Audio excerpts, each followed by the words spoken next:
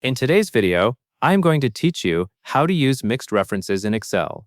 Mixed references are a simple way to make your formulas flexible when you copy them across cells. This is especially useful in multiplication tables, where you want one set of numbers to stay in place while another part changes as you fill the grid. Kurs is yand. To begin, go ahead and click cell B2 inside your multiplication table grid. Take a moment to locate the grid and make sure you are selecting the correct cell. You should see the cell highlight move to B2, and the formula area at the top should show that you are ready to enter something new. Now that B2 is selected, you will type the exact formula, equals sign, then a left reference to column A with the row not locked, the multiplication symbol, and then a right reference to row 1 with the column not locked. Specifically, type $A2 $B$1 directly into cell B2, and then press Enter. As soon as you press Enter, Excel will calculate the result based on the numbers currently shown in A2 and B1. This formula is what makes the reference style mixed. The $sign before the A means the column will stay fixed, while the $sign before the 1 means the row will stay fixed. The parts without $signs will adjust when you copy the formula. After you enter the formula and see the number appear in B2, you are ready for the next step.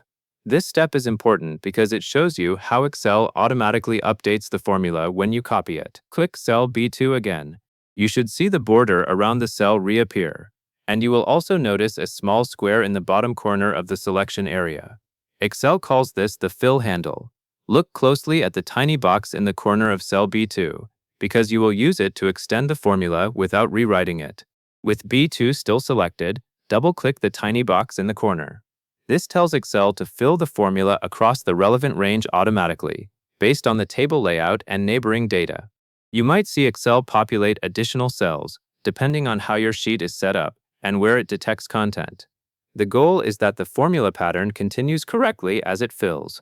Once the double-click has completed the fill, you will repeat the filling action in a controlled way to ensure the next column is filled as you expect. Click and drag that same tiny corner box sideways to fill column C. As you drag, watch the highlight to confirm the cells you are filling. Excel should adjust the references so that the column and row behavior stays consistent with your mixed references. That means the A column part should remain tied to the column, while the changing part moves along with the destination cells. As you fill into column C, pay attention to whether the results update properly in each cell. For a multiplication table, each new cell should reflect the multiplication of the correct row value from column A with the correct column header value from row 1. If the values look right, then your mixed reference formula is working as intended. When you finish dragging and column C is filled, take a quick moment to confirm the pattern across both columns. If you selected the correct starting cell and used the formula exactly, Excel will maintain the correct behavior automatically. This is the key advantage of mixed references. They help you copy formulas accurately while keeping the important anchors fixed. And that covers everything you need to know. And that is all there is to it.